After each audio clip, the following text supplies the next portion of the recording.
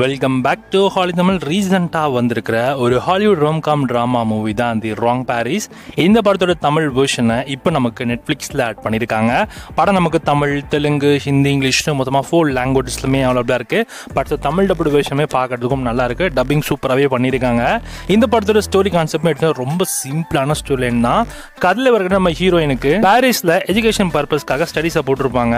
So அதனால் இவங்க ஒரு டேட்டிங் ஷோலையுமே கலந்துக்கிறாங்க. காரணம் என்னென்னா கொஞ்சம் ஃபினான்ஷியலான ஒரு சப்போர்ட் தேவைன்றதுக்காக டேட்டிங் ஷோவில் கலந்தால் கொஞ்சம் காசு வரும். ஸோ அதுலேருந்து கொஞ்சம் லோன்லாம் கொஞ்சம் கட்டலான்னு அப்படின்ற மாதிரி பிளான் பண்ணிட்டு இருப்பாங்க. பட் ஆனால் அந்த டேட்டிங் ஷோ வந்து என்ன சொல்லி விளம்பரப்படுத்திருப்பாங்கன்னா பாரிஸில் அந்த டேட்டிங் ஷோ நடக்குது அப்படின்ற மாதிரி விளம்பரப்படுத்திருப்பாங்க. ஆனால் ஹீரோயின் நினச்சது என்னமோ ஃப்ரான்ஸில் இருக்க பாரிஸு. பட் ஆனால் அவங்க கொண்டு போய் விட்டது என்னமோ ராங் பாரிஸ், அதாவது அவங்களே ஒரு செட்டப்பட்ட ஒரு பாரிஸ். அந்த பாரிஸில் அந்த டேட்டிங் ஷோ நடக்குது. ஸோ அதில் எப்படியாச்சும் ஹெல்மெட் ஆகணும் ஹீரோயின் பிளான் பண்ணுவாங்க.